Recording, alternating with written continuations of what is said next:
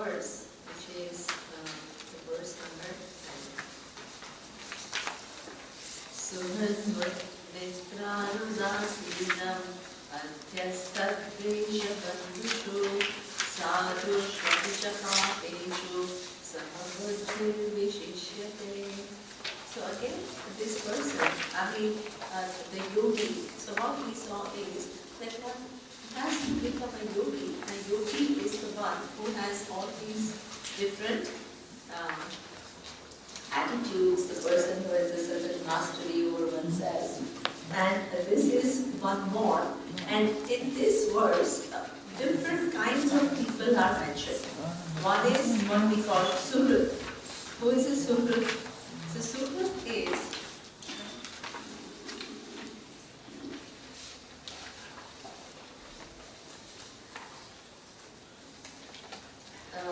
it's interesting, Swamiji used to say that, it's very easy to be showing your affection and your love towards people that you like.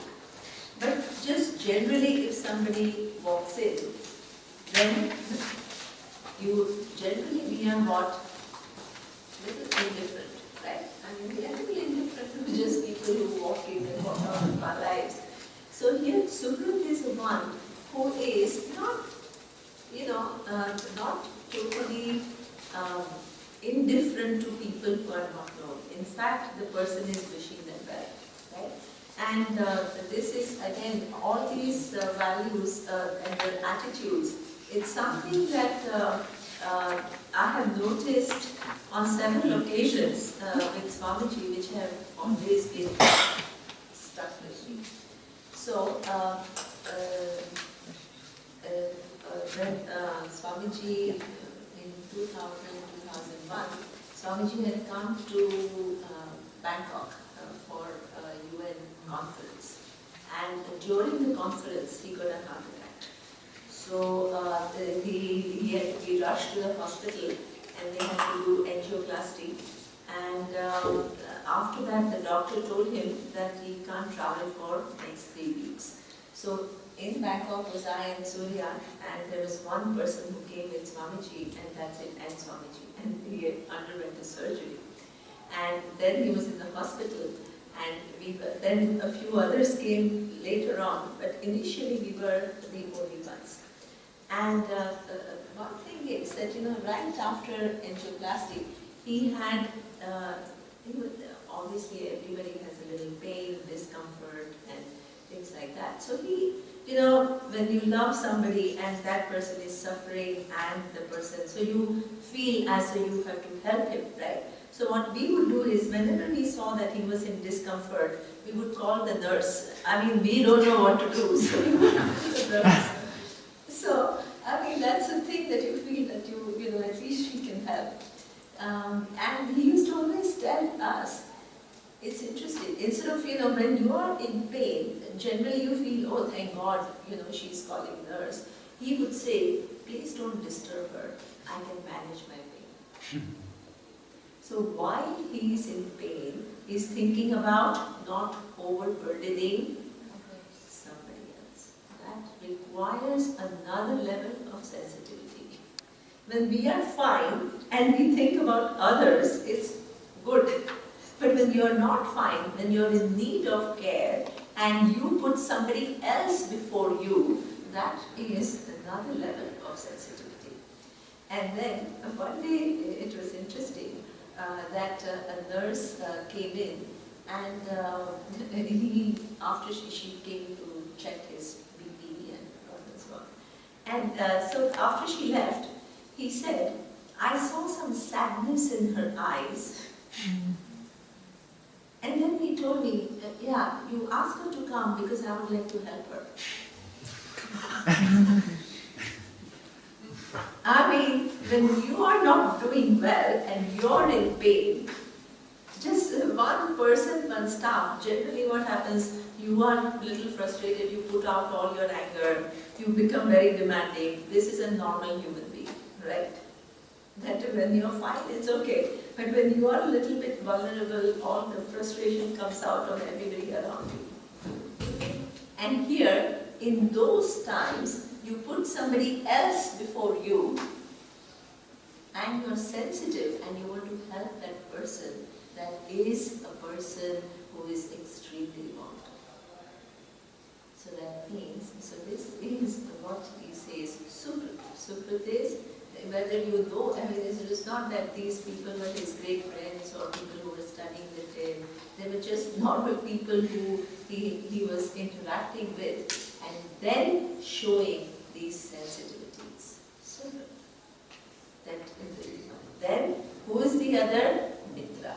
Obviously, if you are good to just acquaintances, then what about your, thank you. Okay, then what about your friends? Obviously, you are coming forward and, giving a helping hand. So sometimes, this help is also something that you have to be careful about, because I read an article in Times of India. So they said, it was an interesting article. It says, suppose somebody comes to you and they said that I had a breakup with my boyfriend or my husband or whoever, right? So what it said is, what not to say. What not to say to this person who comes to you like that, right? So this person is your friend. So that they say what not to say is, oh, it's okay, doesn't matter.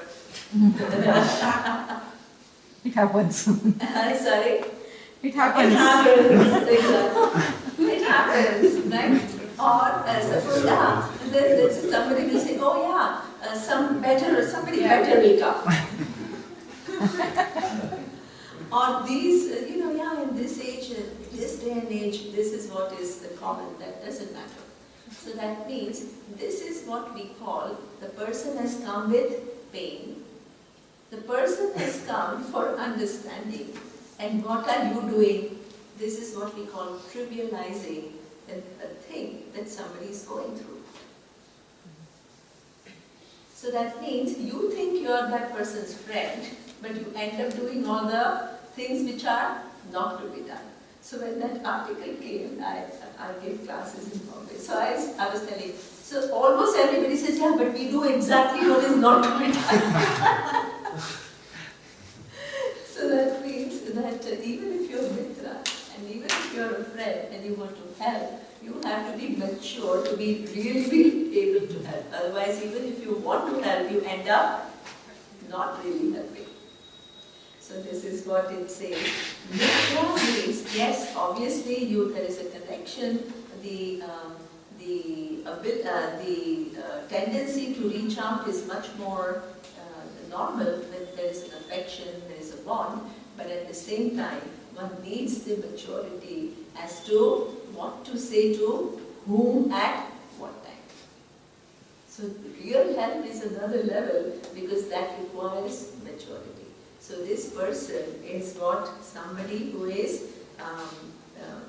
helping acquaintances, mitra, udasina. Okay. Here he says an enemy. This is something which is not easy, right? So how are you going to be enemy? By definition is what? What is definition of an enemy? Somebody that you feel, sorry, there is a conflict and you don't like the person. So how you can be good with a person that you feel and have a conflict with? Two ways. Change the story. Yeah, one thing is true. You can change the story in which way? It depends on the situation, of course. It depends upon the situation. One important thing to recognize is, you may not like a certain trait in somebody, or you may not you may not agree with a certain behavior. That is okay. But if the whole person is dismissed, then what happens? There is too much of a generalization. So when you keep your dislikes to its real level and don't overblow them, then you don't say I hate the person. What do you say? These are the attributes that I'm not comfortable with. And that you have a prerogative. There is nothing wrong. You don't have to pretend that everybody you are very happy with, right? But what happens is everything, instead of getting its right place, it gets blown up. And when it gets blown up, our perceptions, what they happen is they get all distorted. And because they become distorted, then what we want to do is what we want to totally eliminate. And we want to convince you don't have any hatred towards anybody, or you just love everybody. That also is another, not true. So authenticity requires you give things its right place and you deal with it. So that means nothing becomes overwhelming in life. So one person, I just want to tell you, I mean just simple things so that you understand what it means. So she came up to me and she says, you know, my sister-in-law, I am so irritated by her. So it's her husband's sister. Why are you so irritated by her? Because she's so kind of trying to be this over-nice person. So over-nice means what? That suppose you ask her hey, what do you want to eat? Oh, whatever you cook is wonderful. So then, okay, now somebody was sick at home. So what time can you go so that, you know, if you can go at this time, I can go at that time. Oh, whichever time you like.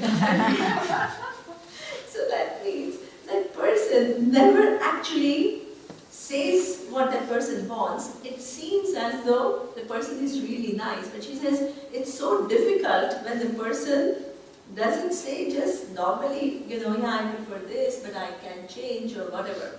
So then she says, now she's getting on my nerves. So I'm so irritated by her. Right? So what should I do? Now this is the question I get. Right? So that means now, it's not really anything, but somebody who irritates you. Right? You do whatever you want. Sorry? Really, you do whatever you want. Yeah. So what I told her is, it's okay, you know, sometimes somebody who's trying to be this this, and, you know, just not saying things, it is difficult, it's okay. You don't need to say, oh, why am I feeling like that? But I said, acknowledge your irritation at times, because it's okay, right? But wish her well. Because, why wish her well? Because at least she's trying to be non-romantic. Right? She's trying in her own way to be as congenial as possible. So that means it may irritate you and it may inconvenience you. That's okay, and please don't also negate that, but also see what the other side. See her intention, and when you see her intention, then what happens is, even if you are irritated, what happens is you wish her well. You wish her well because she's not a bad person. Right?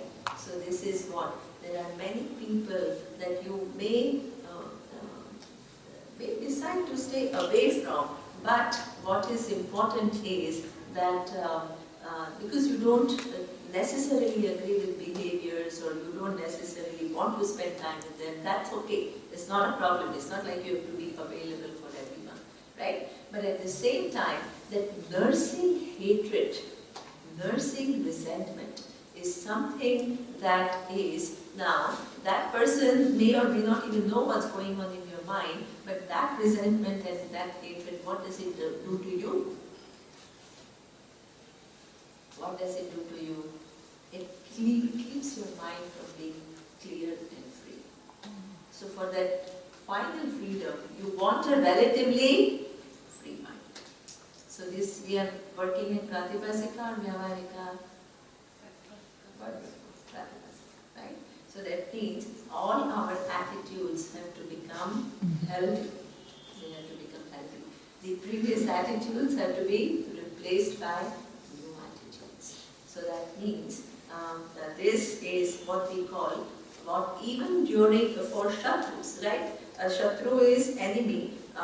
People with whom you don't necessarily feel that you're really getting along at all, but to keep those conflicts at their right place and ultimately wish them well.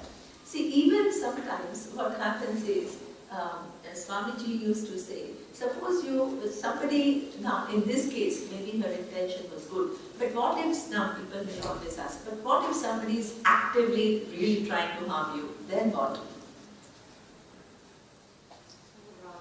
So, what? Run. Run. Yeah. You can obviously keep your own distance, but what you also then need to, exactly, you need to keep your distance. You can't just go there and be a doormat and keep getting harmed. But what you do need to understand is that tendency to harm may come not because, sometimes the person is helplessly doing it because of that person's own confusion. So when you understand that, then what happens is, you can pray and you can pray, let that person have a little more clarity.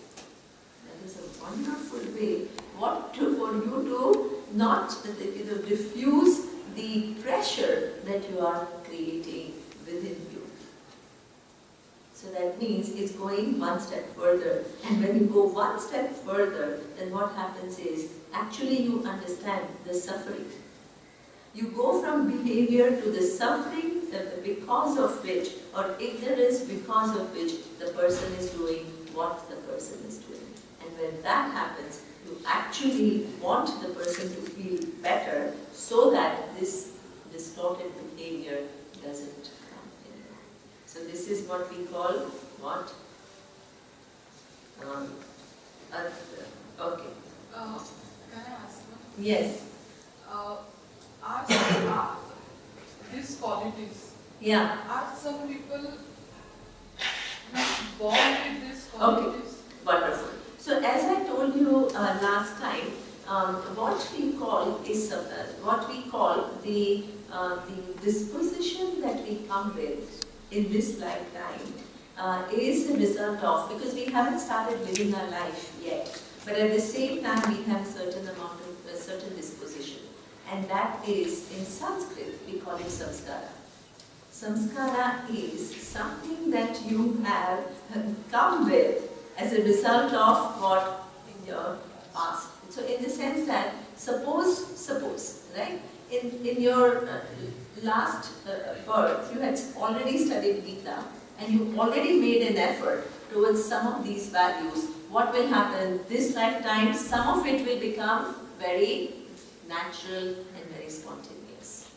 So that means that it somehow, the journey has started. It's almost like a child prodigy. Forget only Gita. One child comes, what, a genius in piano. He's just still a little child. How does that happen? Because in this lifetime, the person hasn't had the opportunity to learn. Okay? The genes, you can say, yeah, but then still, it doesn't totally also answer. It's not like everybody who carries this genes has it either. So that means what we call that there is some samskara which we carry forward. So this is why some people, you can say, they haven't studied Gita, but they've come with certain mind which is like this, and that is a result of it's interesting when I was studying. So I was studying Sanskrit. So initially I went 3 months later because I was working and I had to leave my job and everything. So the Panini is it's a meta language. So that means you really have to study from the beginning. So the first couple of months, I had no clue what was going on. It was like when I'm writing, you have no clue what I'm doing. It's like that. I had no clue what this is. What are these Maheshwarani Sutrani and what is this Ayun and Ruluk and nothing. I had no clue, right? But once I learned it, and it's true, once I learned it, I tell you, things started coming to me. It's just incredible. I was learning so much faster. Once I got into it, I was learning so much faster, and even I was wondering, well, how is it that so many things are like connections I see between sutras and all, generally Panini means people think it's a headache because it's very tough and it's very, very rigorous. Panini grammar is very rigorous. So that means, but it comes. So that means the only thing that I can see is, yeah, maybe I've been studying before. So that means once you've been studying before, what happens? It all is familiar. So this is that is what we call samskara. Samskara. This is why, who started their journey when? We don't know.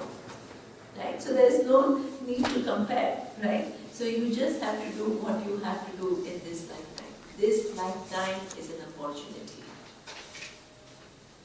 And moksha is your relationship with yourself. So you don't need to compare yourself with anybody else. But you have to be alert and you have to be persistent. So this is what we call the attitude towards all these different people. Then it finally, the attitude towards an arbitrator. Now how come all of a sudden arbitrator? Who is this arbitrator? Okay. Adhyastha, Advesha, Bandhushu. So that means, who is an arbitrator? So suppose there is a conflict and then somebody is coming to mediate. That person is called an arbitrator. Okay? So now, the attitude towards the arbitrator, why is that mentioned here? Anybody has any idea?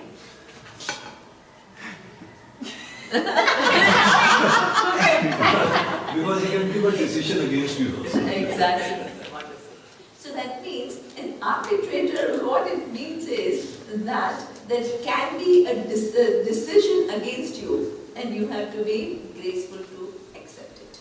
Wonderful. Now, what is interesting in this, wonderful. So then I want to give an example, which is an interesting example.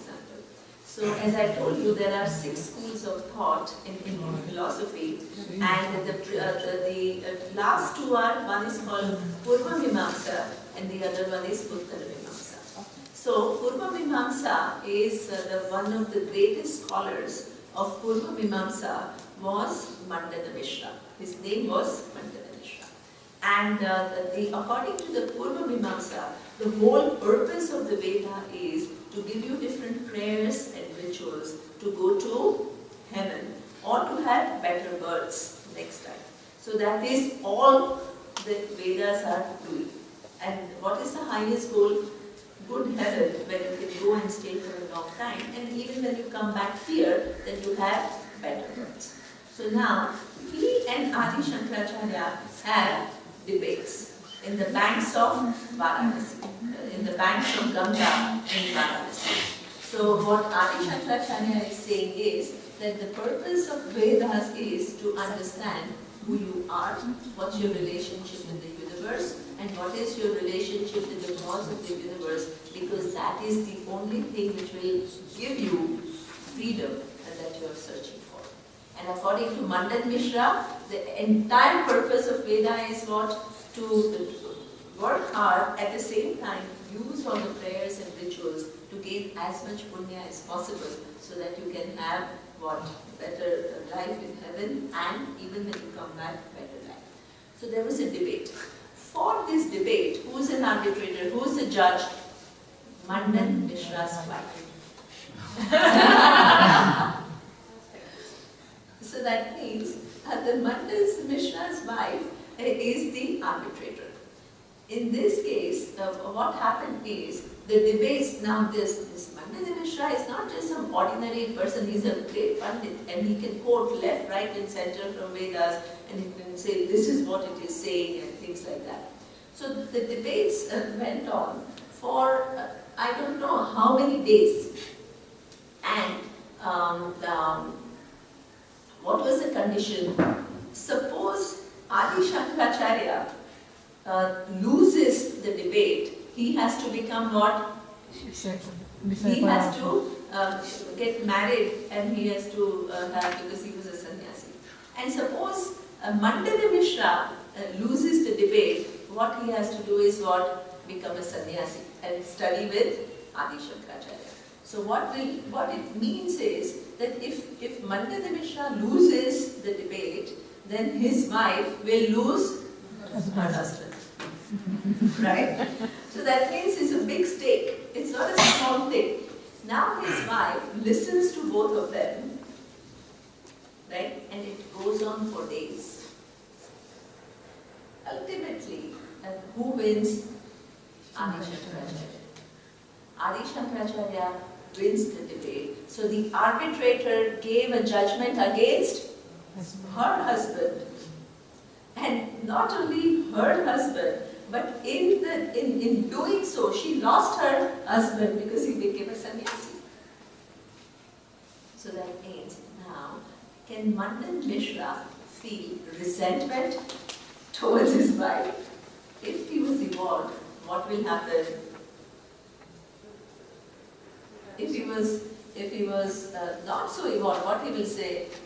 She must be, what is this? My wife didn't support me, she didn't do this to me, she dumped me, she let me down, and all of that. Right? But suppose Mandan Mishra had a certain objectivity. What he would do is, this kind of objectivity is not easy. Right? So that means you honor that person who can have that judgment which is totally a neutral judgment. So that means exactly as he's saying, that Ashok is saying, and that is that arbitrator means you have to be ready that the judgment can come against you. She must have been a very She was intelligent. All these people, Shankaracharya. absolutely, they're extraordinary human beings, and the stories are also very interesting. So that means She settled in Sringeri, Saraswati. She was a roop of Saraswati. Then she settled in Sringeri. she settled in Sringeri. That Sringeri Pit, there she her statues and all. The temple is there. So good. So now, sadhushva picha papeshu samabuddhir vishishyate. Okay? So whether the person is kind of a most exalted person or a person who is doing things which are inappropriate, then the person has that sama, as I told you, please don't think that the person is thinking exactly the same, like Andre pointed out this morning, right? So even Lord Krishna was very lucid about differences in different people and was behaving differently with different people, but underlying there is no labeling. That is very important, right? Underlying, if your thinking about any person is that this person is like that and that person will never change, that is a very dismissive attitude. So that means what you can say is, right now the person is not changing, which is a fact maybe. And maybe at some point the person may change, but to think that that person is unchangeable is something which is a little bit, it's a wild. So Kurt told me, it's interesting, it's the semantics. So he said aggressive in Germany, what is good. So in English, at least in America, they make a distinction between being assertive, which is a positive thing, and aggressive is negative. So what he was saying is aggressive is positive, but violent is negative. So it's just semantics.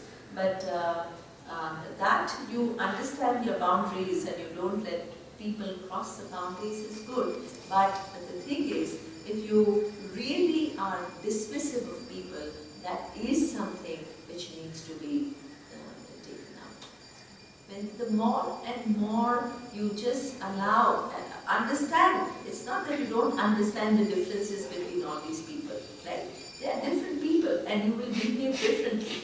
But one thing is that there are two things which are highlighted.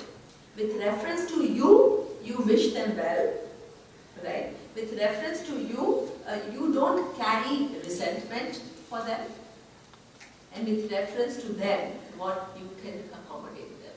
You can understand where things are coming from, and you can, at least on your side, wish them well, and then understand the confusion behind that behavior, and not get stuck with the behavior and so many other conclusions following from there. This is the kind of person which is talked about. Somebody had raised hand. Yeah, Ashwin. We can try and pray for them to be better.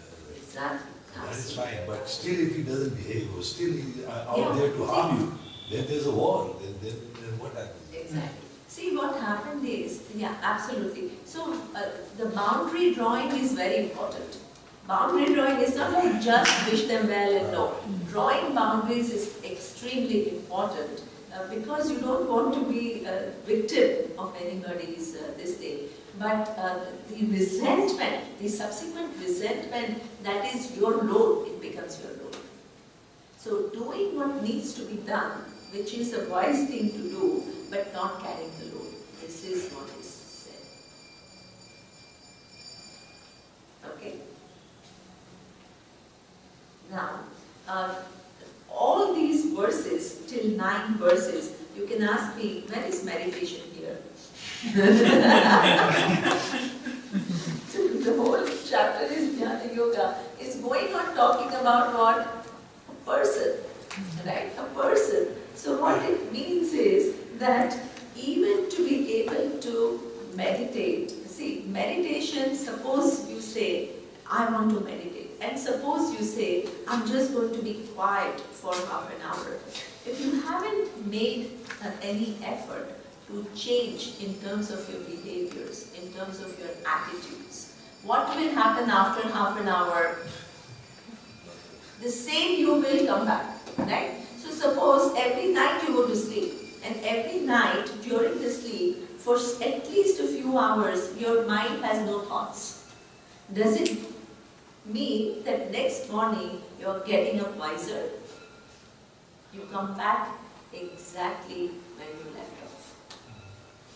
Even that half an hour, the moment you close your eyes, you again, all those resentments and everything doesn't allow you to do meditation. Absolutely. Don't build your house on the sand. Very nice, right? So that means, see, we use all these techniques thinking that they are solution to yourself, the solution, but actually they are aids. Ultimately, the purpose of all these practices is evolving.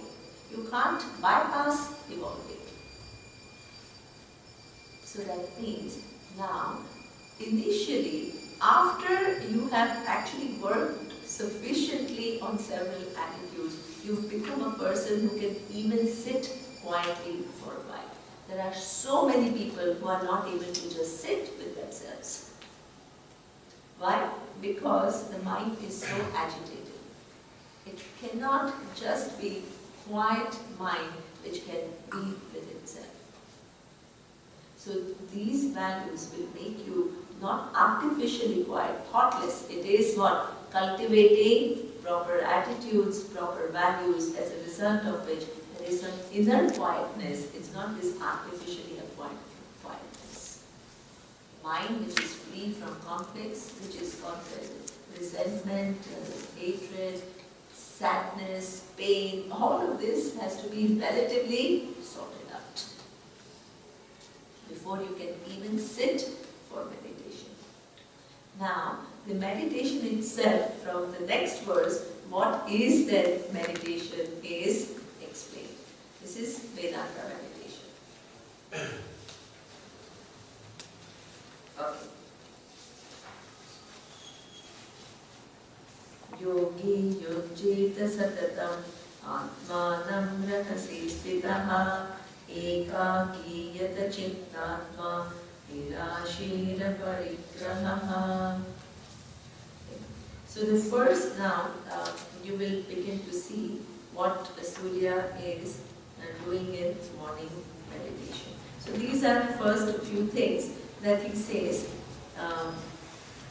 The further Yogi yunjita satatam atmanam rahasi stitaha. Okay? So the person, because of all these different attitudes which were talked about, this person is already, the body and mind are generally relaxed because there is not huge conflicts that the person is carrying within oneself. Okay? Now for that time being, what it says is free from longing and possessions. So that means, what it means is not only people but no objects or no situations are totally preoccupying the mind. So what Swamiji used to say is, there is a verse I can hear, Bhagyan Sparshan Bahir Krutva. That is coming? Yeah. It is coming.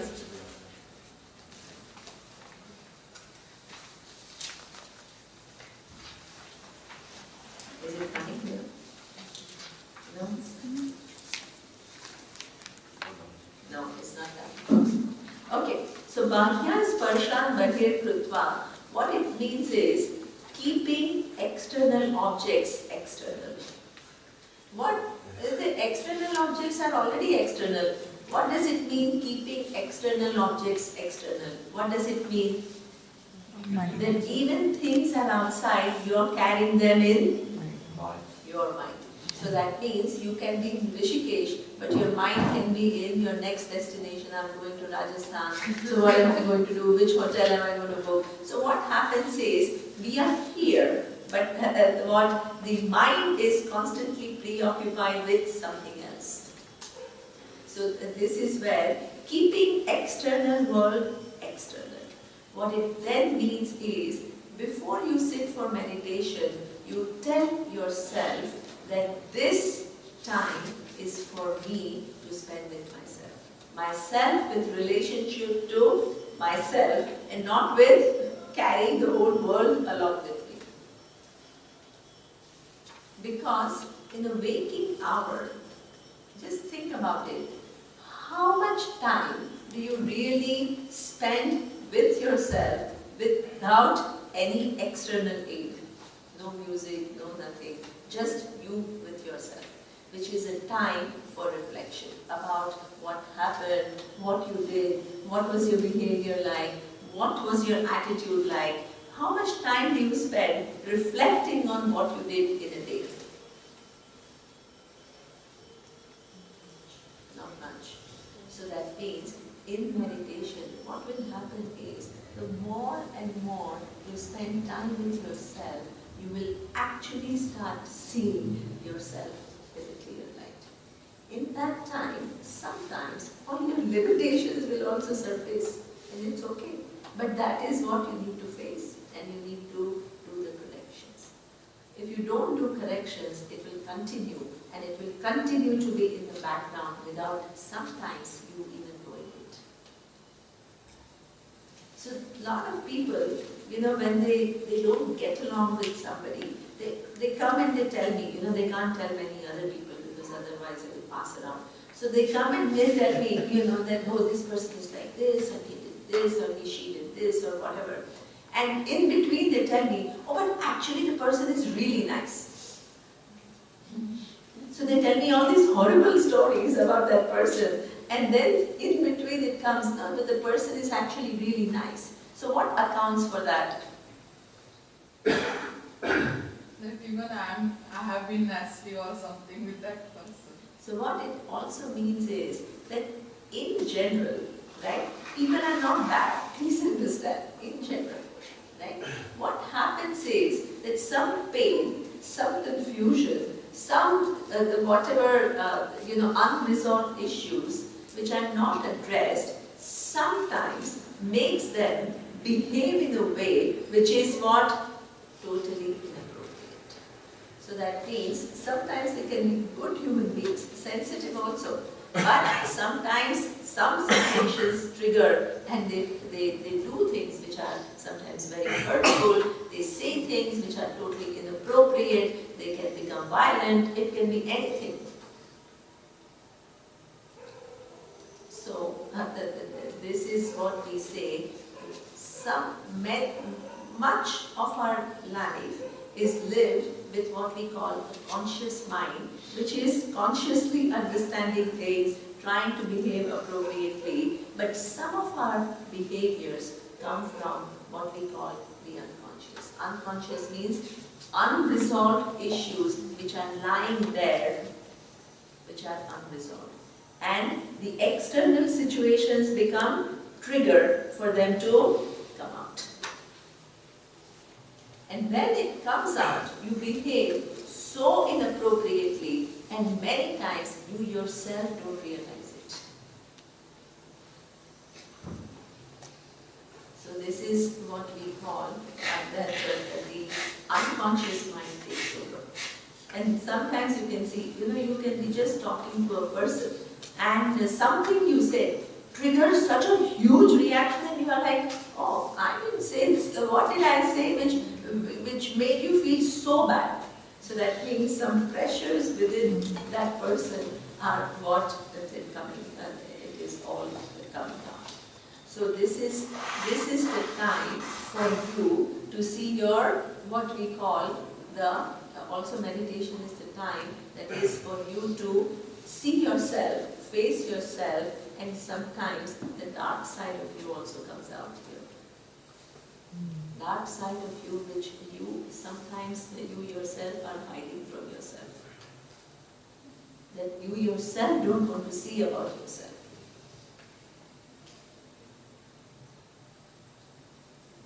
And that is sometimes initially a little bit, it ruffles you. Because everybody also tries to tell oneself that I'm really good. This is why somebody was saying victim.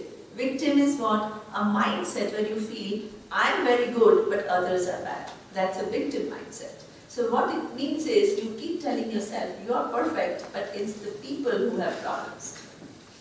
Right? So that means, in that mindset, there is a preservation of oneself. Preservation of oneself is what? Not seeing your dark side. So meditation is a time where you have to actually face your real self. This is why authenticity in Vedanta. Imagine if you want to arrive at the final truth. If you have these not dealt with basic truths, how will you reach the final truth? It's not possible. So this is what it says, that time is for yourself. And then what? Nirashira parigraha, remaining alone in a quiet place and connecting your mind to the object of meditation. Now here it's very important. According to Vedanta, the meditation definition is very different. It's not a technique.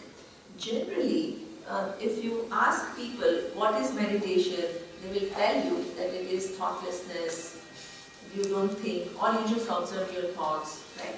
Or you imagine a flame, or all kinds of different things they tell you.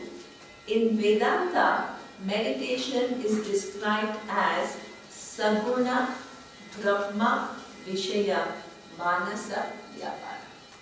Okay. Should I write it in Sanskrit? Yes, please. Okay, let me write because it's important. Big lesson. Big lesson. Yeah, it's a big sentence. Okay.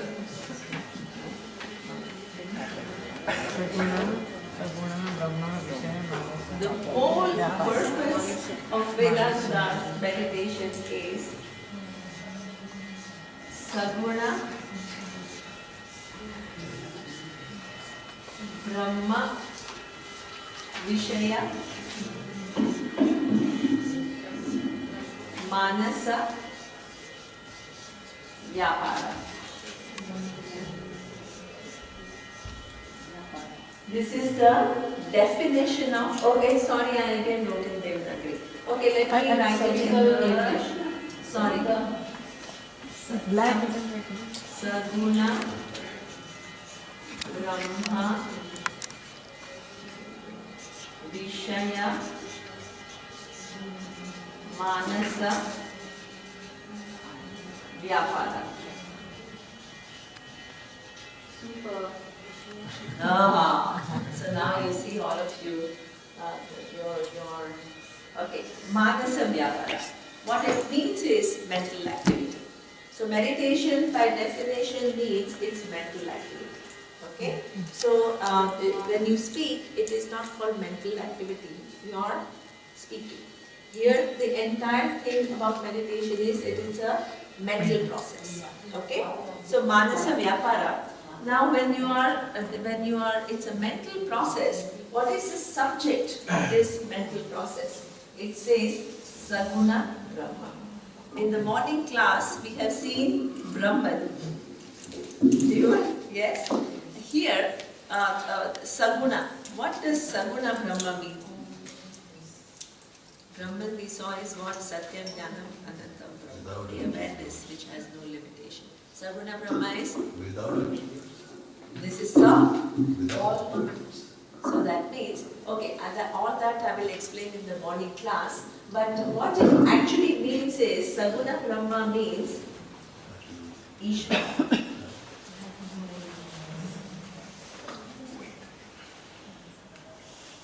So the Manasa Vyapara, whose subject matter is Ishvara.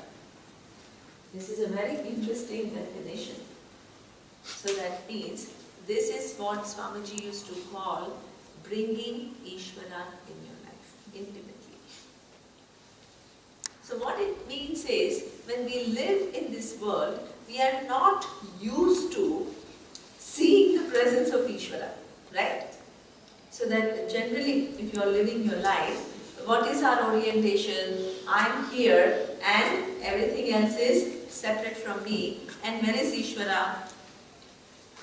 Either I think it's not there, or I think that it is some uncle up there, or I think I'm agnostic, I have no idea, I don't know, and I'm not interested in these kind of subjects because they are inconfusing. That also some people think. So that means we have no Ishvara in our life. And as we saw, the entire teaching of Gita, what is the thing of, what is the definition of Ishvara? Ishvara is that intelligence which pervades everything. It is in form of the laws as well as in form of the forms which are also governed by laws. So it is forms and laws.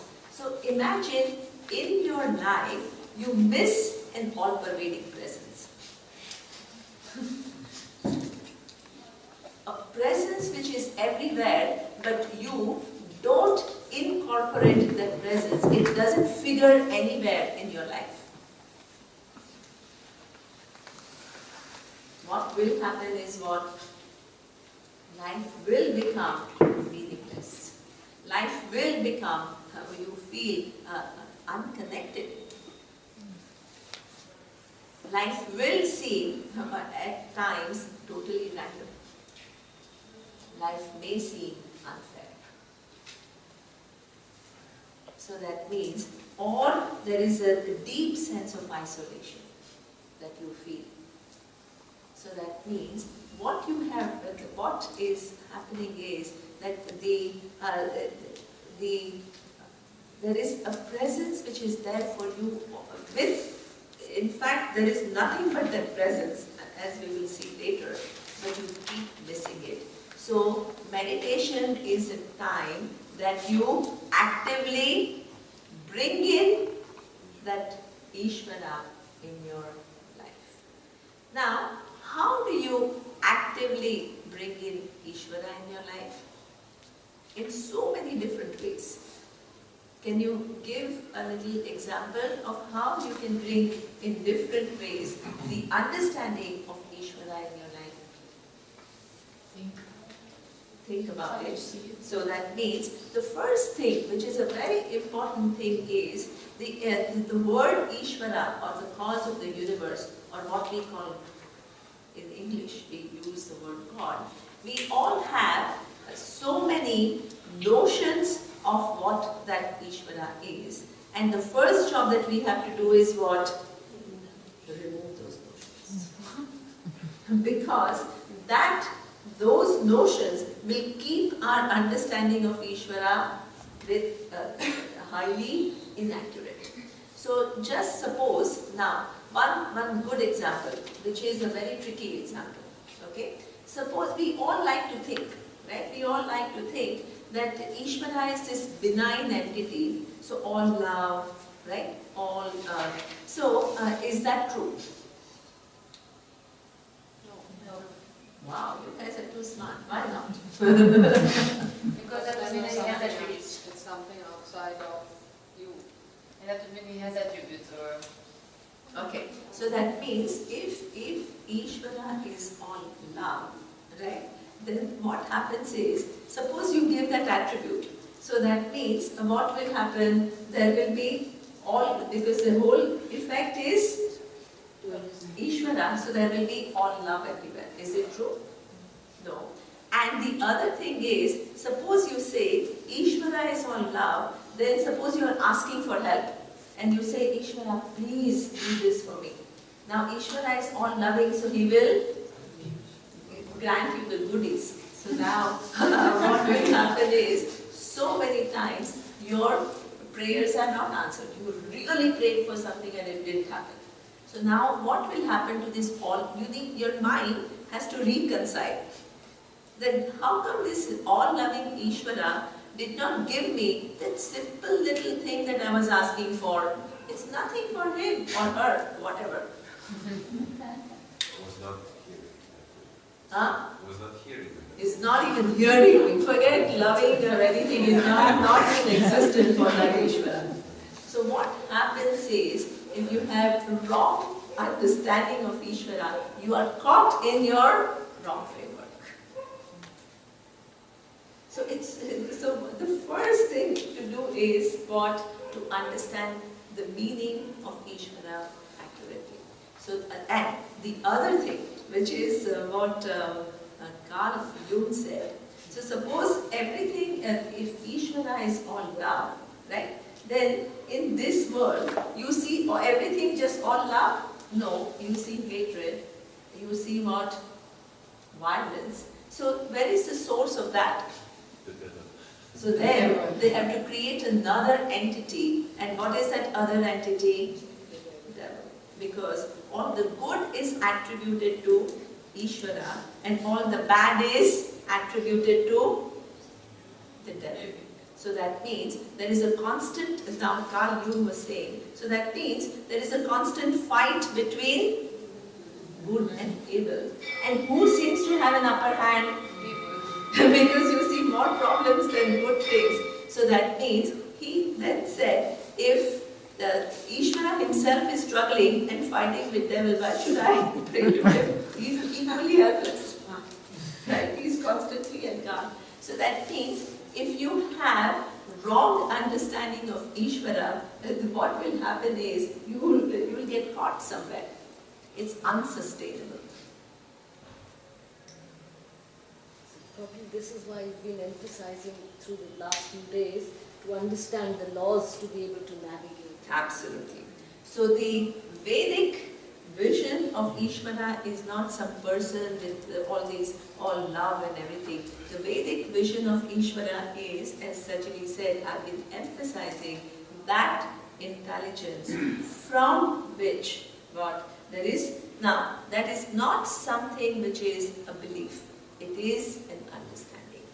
There is no denial of the fact that this body, ask all the two gynecologists who are sitting here, this body is a work of just so much intelligence.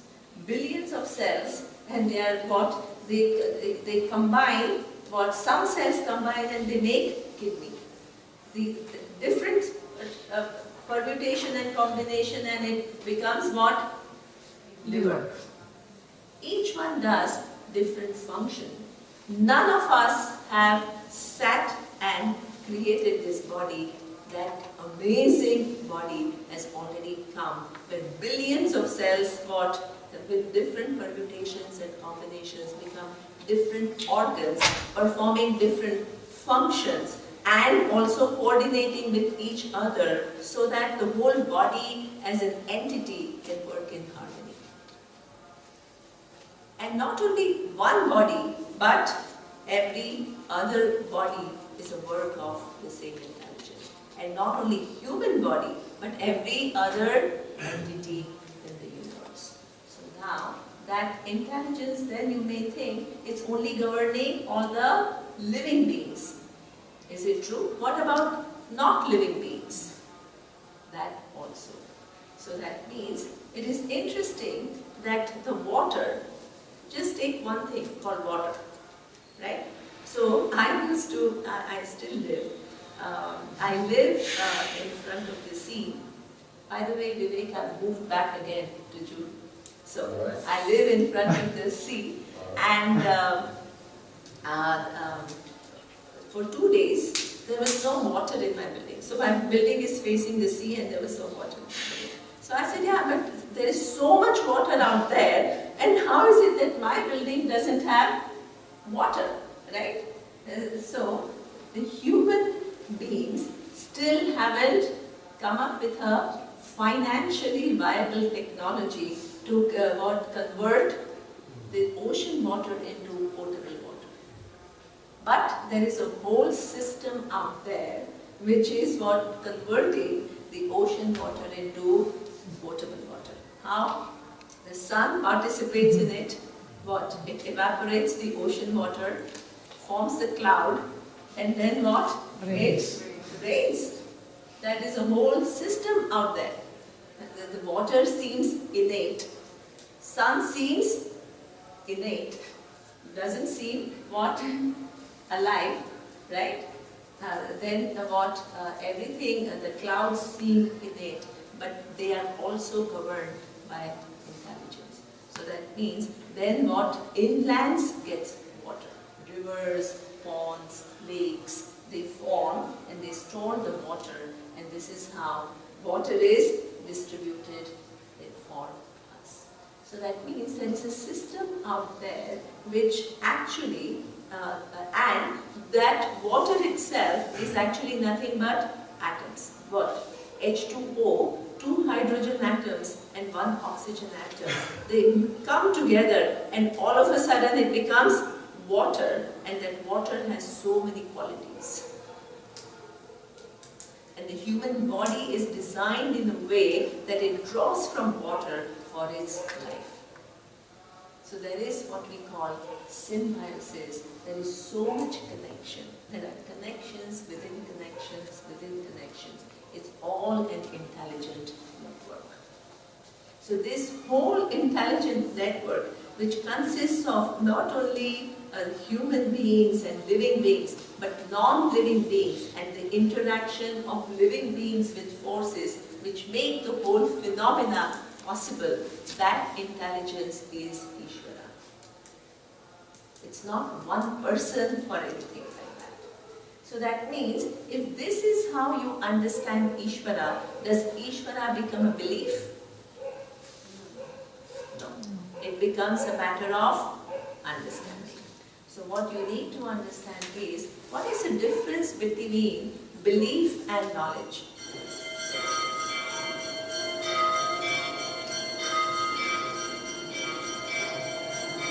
Maybe something is objective. Okay. Knowledge is objective. Okay. So the belief, by definition,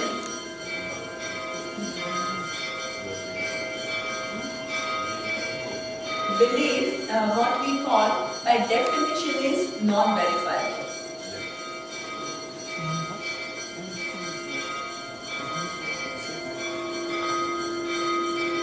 Whereas knowledge is what? Something which is immediately available, because it is, I think it was Andre who said, what knowledge, he said, is never produced, it is discovered, so it's already there. It's already there, so that means it is something which is available here and now. So that means, if the Vedas talk about Ishvara as an intelligence, you yourself may not be able to figure it out, but when they talk about this presence of this intelligence, and if you listen to it carefully, and if you try to understand what it is saying, then as a result of this understanding, does Ishvara remain non-verifiable, or it is something that you understand that you can understand. That you can understand. So now, this is what we call, once Ishvara is a matter of understanding, then you begin to think about how can I use the understanding of Ishvara in my day-to-day living to transform the way I am. You need to think, this is meditation. The first thing is you need to first understand Ishvara properly, and secondly, what difference this understanding is going to make for me in my life. What difference is it going to make in your life? Multiple differences. As I told you, that the first difference is that the statements that we make or that we feel at times that the world these days, the world is unfair, the world is not treating me well, all these conclusions will, if the intelligence pervades everything, all these conclusions, what will happen? They have to go. They can't coexist. So that means tomorrow when you read the newspaper and suppose some items come, right, where somebody threw bomb somewhere and all that, you don't go back to, oh, what horrible the world is, right? The people are so bad. These kind of opinions cease to happen. So what will happen? So how can you say, oh, but everything is Ishvara? That is equally loose, right? If you say, so what do you need to understand? That there are people in this world who act responsibly and they get results for that. There are people who act irresponsibly because of confusion, and they do create a lot of disturbances in the world, and ultimately the laws will ensure that they suffer also. So that means what happens is we don't make judgments about the nature of the world, because we see inherently in the universe there is a cause and effect mechanism where nothing goes just like that. You may not see the result tomorrow, right? But at the same time, inbuilt in the universe is a mechanism of cause and effect relationship. So that means the world in which you are living is intricate, it's intelligent, it is governed by infallible laws. And if that is so, what is your attempt? To understand the laws as much as possible and align as much with the laws as possible. So this is something which is very important. Some people say this, oh, if laws govern everything, what should I do? Because laws only are doing everything. This is not true. Suppose that you understand laws of gravity. What can you do with that understanding? Tell me. Exactly. What you can do with this understanding is, if you don't want to be hurt, you don't jump from the 5th floor, right? So that is the first thing that you do to protect yourself, understanding the laws. What else? Yeah, the way you said, send the rocket. Exactly. The other possibility, it's interesting, the first level is you protect yourself from being harmed. But as Sajini is saying, you can send rocket to the space, which is going against gravity. But can you do that without knowing the laws of gravity? No. So that means knowing the laws, you can use the laws for your advantage. This is what we call smart living. If you don't invest in understanding the laws, aligning with the laws, and getting the laws to work for you, that means then you will always feel helpless. So this Dr. Vijaya was asking me, today is Pradosha, by the way. Today is a very big day for Lord Shiva. And the people did, it is tomorrow? Okay. Anyway, so it is tomorrow. What I want to show is this whole, all the Vedic prayers, how they work, right? So suppose within this intelligence, things are constantly coming into manifestation, right? So that means the child which was not born yesterday is born today, right? And somebody who was alive today may go tomorrow. So that means there is a constant change taking place, and every second there is a birth of something new which was not there. And every second there is also going of something which was there, and within that coming and going there is a seeming stability. So that intelligence with reference to its capacity to constantly bring into being new moments, new forms, and within one form, suppose in one body which is already existing, some cells may go, new cells may come. So that means there is a constant renewal, and that new things are coming. That aspect of intelligence is given a name, Brahma. Not Brahman. No, Brahma is the Trinity, Brahma, Vishnu and Maheshwara. The aspect of intelligence which gives what? Which constantly destroys the present moment to give rise to the next moment is called Shiva.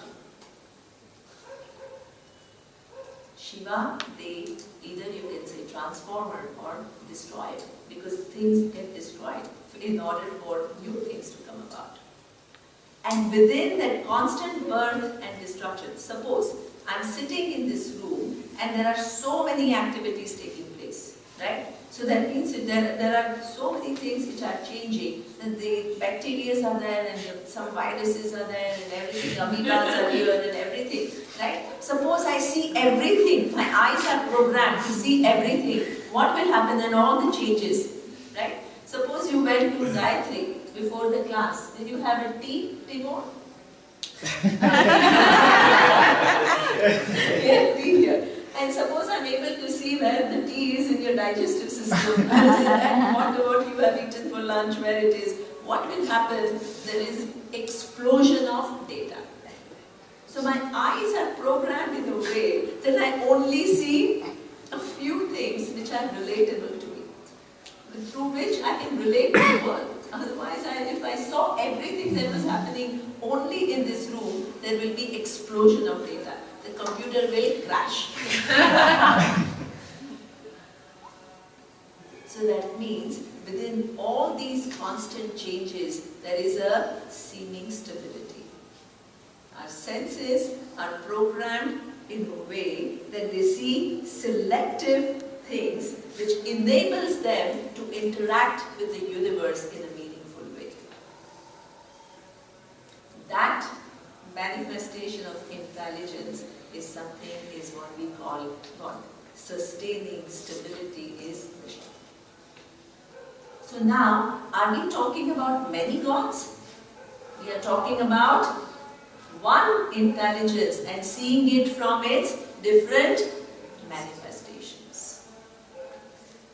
Now, suppose I see that intelligence from its different manifestations, then this Rudra, what is this Rudra? Rudra is Shiva as destroyer. Shiva also means Sham karoti iti Shiva. So that means that who does you good, right? So now this, but at the same time that Rudra is what? The destructive power which is there in the universe. Now, generally when you think about the power of destruction, what does it invoke in you? Fear. That is, because nobody likes destruction. This is why the topic that you never talk about is what? Death. You never go to a party and talk about it. It's something which is very much there, but nobody wants to talk about it. We all live in some way, some denial, right? And so, because we are uncomfortable. Now, what we need to do is change that relationship, because it is a power in the universe. Can you fight the destructive power in the universe? Can you? No. You have to learn to live with it. The first is to learn to live with it. Second way is what? To use it for your advantage. Then you are called intelligent. So that means, how do you first learn to live with it? You see the indispensability of power of destruction. Without power of destruction, imagine, right? You are born, a newborn baby. And the cells have to go in order for you to grow. If there is no power of destruction, what will happen? You will remain standstill, only there. So that means the destruction is so much necessary for new to come. For it paves the way for the new moment to come. So that means, can you be afraid of that force? It is indispensable. In fact, within which you are growing up, within which you have the capacity to get what you don't have. If everything was standstill, you will never have it. So that means the possibilities that you want to collapse, that it gives you an opportunity, because the present moment is going to go and the new moment is going to come, and that moment can bring you something what you want, which you don't have right now. So that means the power of destruction is not your enemy. It's not something that you have to be fearful of, you have to embrace it. You have to see its indispensability. It gives possibilities, within which are possibilities, which can be collapsed for you to get what you want. And also for the world to evolve and for the world to move, not only for yourself. Okay? Now, the second thing is, this is what we see, the indispensability of what? Today has to go in order for tomorrow to come. Everything is like that. Today, everything has to go for the new thing to come. Now, the second thing is to use this power. One is to lose fear of it. The second thing is to use it for your advantage. That is the highest you can do. And how do you do it? That very force of destruction you use to, and pray to that force of destruction and say, please destroy my anger. Please destroy all the limiting the attitudes that I have, which doesn't make me see realities. Please destroy the self-limiting walls through which I constantly keep judging myself or judging others. So that means you ask for help to what? To actually destroy things that you are stuck with right now and you want to get rid of. And ultimately, you can ask that Rudra. What is the Rudra? What you can ask is to remove your ignorance so that you can see the nature of Atma clearly. So that means that also involves what? Destruction of ignorance. So that means first you recognize this force, see that it is not inimical to you, get rid of your fears. Later on, what? See its indispensability and then get it to work for you to destroy things that you don't want. Pray for it. Ask for it. This is how you incorporate Ishvara in your life. Understand what is Ishvara and get it to work for you. Smart living. Yuta, you had something to say? No, I wanted to add something. In Yeah, other yes. traditions, Yes. there are some nice images. For Yes. example, in China they say the teacup has to be empty Before. before you can put new tea in. It's a nice image for this. And everybody understands immediately. Or the hand has to be, to get something, your hand has to be free, empty. Okay. Now, I want to talk, there is a one beautiful, the last, which is a very famous mantra, which is what we call Mahamrityunjaya mantra. It is an amazing mantra also. What Mahamrityunjaya, do you know what it is? Trembakai yajamahe sugandhim pushtivardhanam urvarukam imabandhanat mrityur mokshiya mamrutat. Okay? Beautiful mantra. It says... We will learn. Surya will teach you. Okay, now I will not write. He will write. No, it's already there. It's there. It's there. Okay. Now, I just want to tell you a story, and then I want to relate this mantra. So one day, one of my students, she calls me early in the morning, all frantic. So I said, so generally nobody calls me like so early in the morning, right? So I said, yeah, so what happened? I knew something, there was something, some emergency.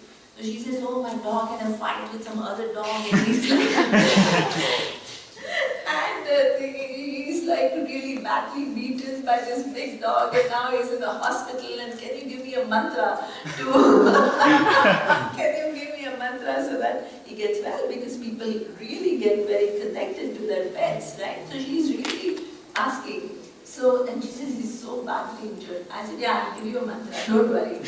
But you please understand that the mantra is powerful. It will help, there is no doubt about it. But through this mantra, can you bypass the laws? It can help you navigate intelligently, but you cannot what? There are physiological laws. So if the body is so damaged, which is beyond repair, no mantra can help at one point. Otherwise, what will happen? You keep chanting mantra and nobody will ever die.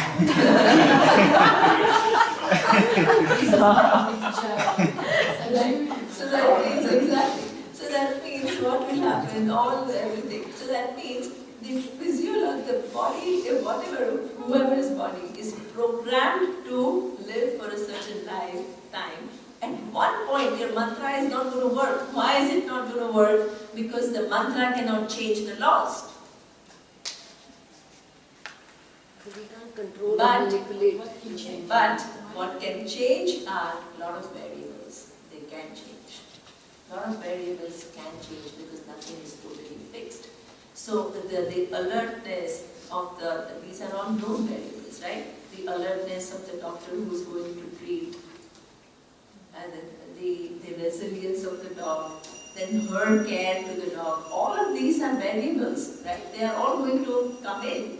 And then prayers is what? One additional variable which will work to the advantage. Okay? So now, when you do any mantra, you have to understand it works within the laws. It cannot defy the laws. Okay? Now, let's look at this mantra. It's a nice mantra. It says, Trayambakai Yajamani. So that is what the one who has, or the three eyes, the third eye. Third eye is wisdom, which is Ishvara, and we are Yajamani. We are appreciating it. Okay? Sugandhim Pushtivardhanam. It is actually, it is somebody that destruction, as I said, is what, it is not something which is bad. It is not meant to give you a hard time. It also actually can create potentials or opportunities for new moments where you can collapse so many possibilities. So Sugandhim means it's a blessing. It's not something which is bad. Pushti Vardhana. And it can also give you a lot of nourishment. The time and experiences can teach you a lot. So that means they can nourish you with so many things, right? Sometimes people tell me that in most difficult times they grow the most. Because they are taken out of their comfort zone. So that means they begin to grow as persons. They question things and they grow. So this is what it says. It is nourishing and it is what? Supporting. Urvarukam, and to this beneficiary presence, which is the law of destruction, what do you want? You say, Urvarukam iva bandhana. I want bandhana. Bandhana is bondage. I want to free myself from the bondage. How? Like a ripe pumpkin which falls off the tree. Pumpkin is huge, but it falls off if it is ripe enough. How does it fall off? Easily, effortlessly. So now, what you need to understand is, what is this bandhana? What are you asking for? Which freedom from which bondage? Either it can be, Cycle of birth. okay, that is the ultimate right now. Okay, wonderful. So that bandhana can be at so many different levels, right? The first, what Ekaterina is saying is what? It is just misunderstanding that can create bondage, right? Conflict. What else it can mean? It can be excessive love for someone. Okay. Interpersonal.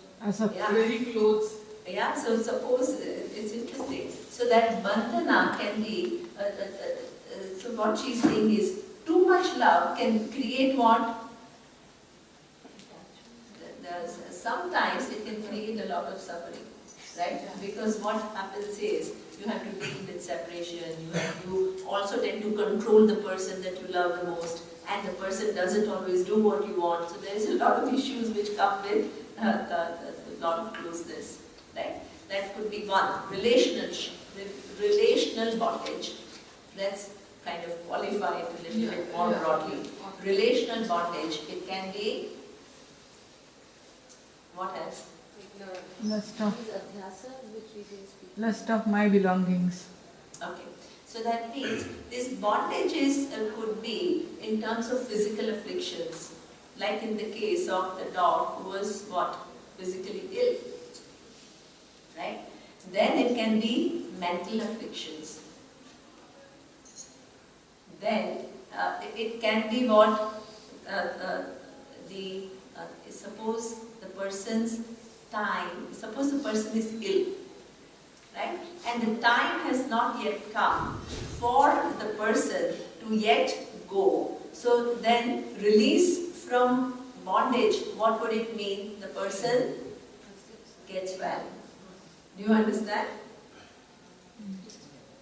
If the time has not come, then what the release from bondage would mean what? The disease, whatever today Kal came and we have to pray. There was this lady, she is not well, so he came to me after the class and we all must pray. So in satsang we will all pray for her. Okay? So that means you are praying for her to free herself from that affliction which is in form of a disease. So that freedom means you get well. That's what it can mean. Suppose the time has come for the person. Then that freedom from bondage means what? That same word you can use in so many different ways. For the person who is he's near and dear one to face that loss. Exactly. So that means it can mean two things. Let that person go without too much suffering and pain, and let the other person who are survivors, they deal with the situation with certain amount of equilibrium, right? With certain amount of serenity, understanding the loss. The other, so that means freedom from bondage can mean the person recovers from either physical or mental afflictions, or it can mean if the time has come, the person moves on without much struggle and the survivors handle it better. And the third is what I think Rashmi said and Shirin said, that it also means freedom from life of birth and death. Cycle of birth and death. You can also ask for moksha, because that ignorance, as Vio was asking, is something which is running through life. So that means that, so how to free yourself from bondage? Like a pumpkin effortlessly what releases itself from the tree. So that means multiple meaning of bondage. These are Vedic prayers, they are amazing prayers. So the minute you understand the force of destruction, you begin to use it for your advantage. You begin to use it for your benefit, and you don't stay away. Because the laws are going to work on you whether you want it or not. And if you have not incorporated them in your understanding, there is surely going to be suffering for you. You can't avoid suffering.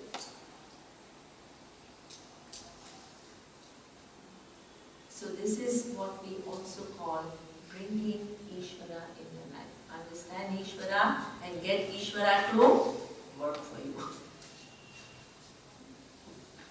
Work for what you want. Instead of pretending that you don't have any needs, you don't have any wishes, you identify what your wishes are and ask for help.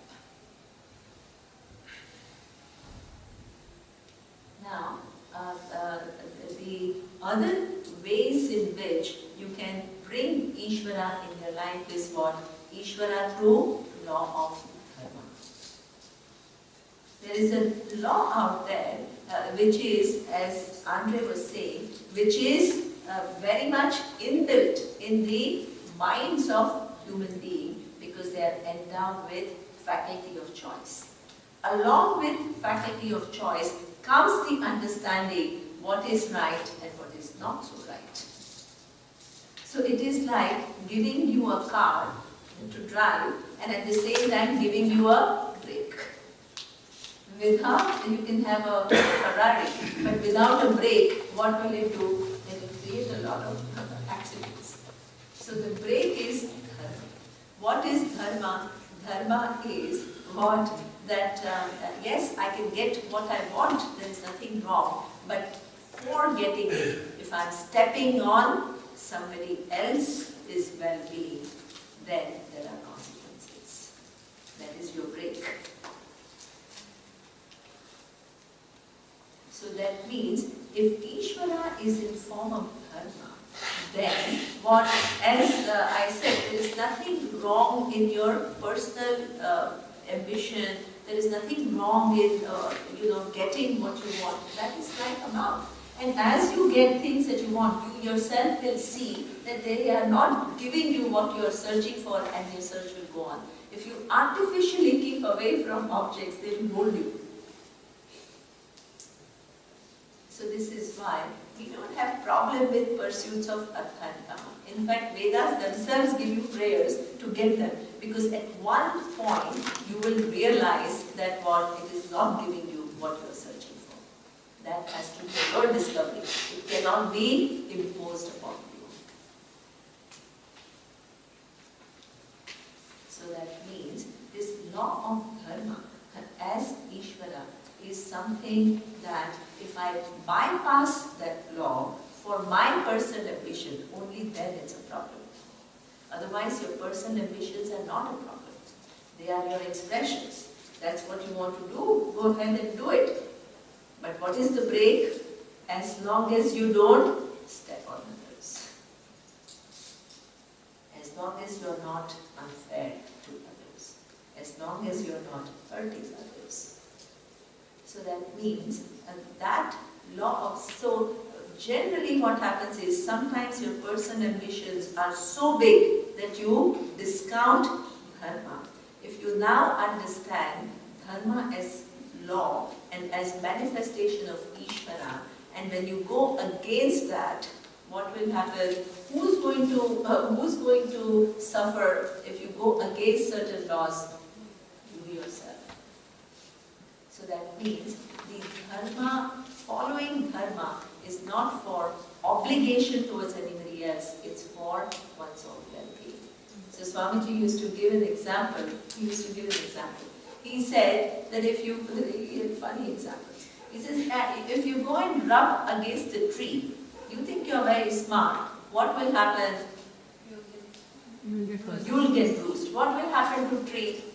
Nothing. Then he used to say, then you'll be angry. Why did you'll go to the tree? Why did you bruise me?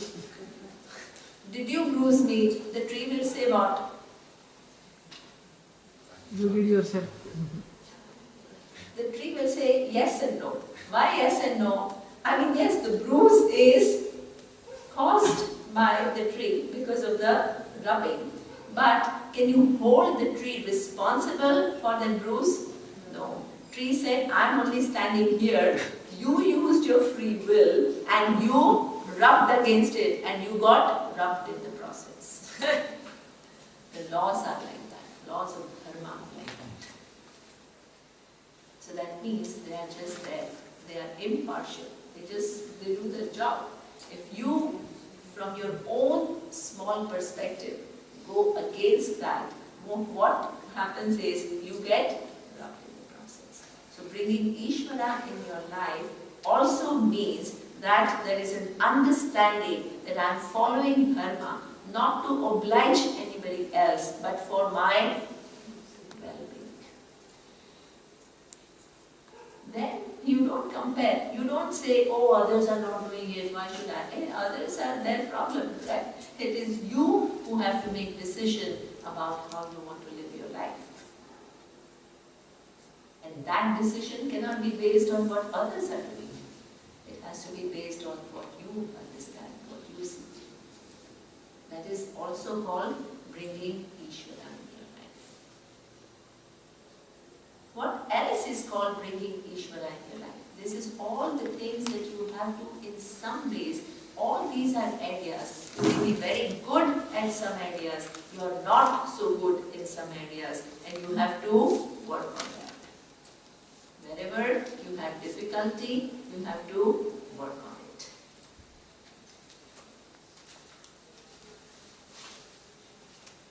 Ishvara as what? Again, we saw that the results are of 4 types. And our ability to what? Certain equilibrium we lose because we are not able to handle what? Failures. Things when they don't happen our way, we are not able to handle it. So I have seen some stars in school, right? So suppose till the 9th grade, they were excellent. On the 10th grade, I had a student like that. In the 10th grade, he didn't do well. And he started putting so much pressure on him because he was used to being a star and always coming first. And what do parents do? They also say, yeah, see, you didn't do well, you didn't do well. That person got destroyed. And he couldn't handle, not because he was so used to always being a star, he couldn't handle it. So that means that resilience to changing situations is a very, very important thing. That resilience, it cannot be artificial. You cannot say, oh, no matter what happens in my life, I will be the same. Nobody can be the same. That certain equilibrium comes only because you see that the results come from so many different laws interacting with each other. So many things have to happen. So many variables come from the past, from the present, from different sources to give you the result.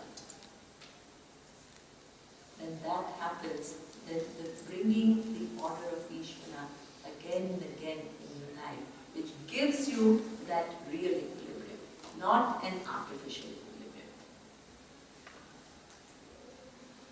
So this is how this in meditation practice, what happens is when that begins to happen, then not only the understanding of Ishvara as Sarvajnaha, Sarvashaktiman, which are all the technical things, and the intelligence which pervades everything, but how it relates to you in your life. Then only Vedanta becomes alive.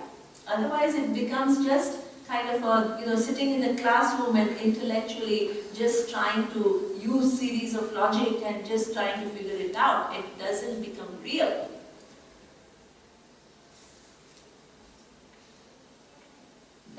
one has to be sharp, but it has to be followed by this living, this internalizing. Then only the process is complete, without which the process is not complete. So meditation is a time that you do multiple things. What is the first thing that you do? Bring to your mind the proper understanding of Ishvara, what it means and what it doesn't mean. The second thing is, how does that presence and knowing that presence make changes in the way I live? That's the second thing. And the third thing is, then one again brings in the teaching and understands the final equation, which shows you and Ishvara are one. That last process is what we call contemplation. So that means the meditation it's not just thoughtlessness or watching your thoughts. All of this is involved in meditation. It's a huge thing. It's not a small thing. Saguna Brahma Vishaya Manasa Vyapara. This is what is the definition of Ishvara. So the different preparatory steps are given in the next verses we will see tomorrow.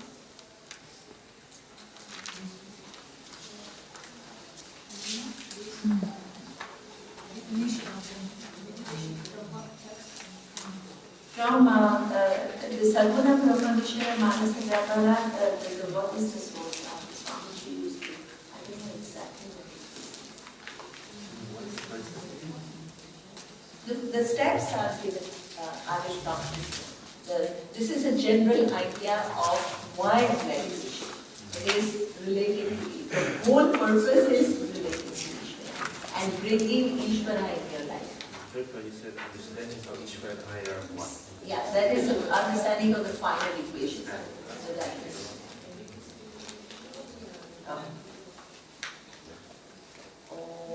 Purnamidam Purnamidam Purnat Purnamudachyate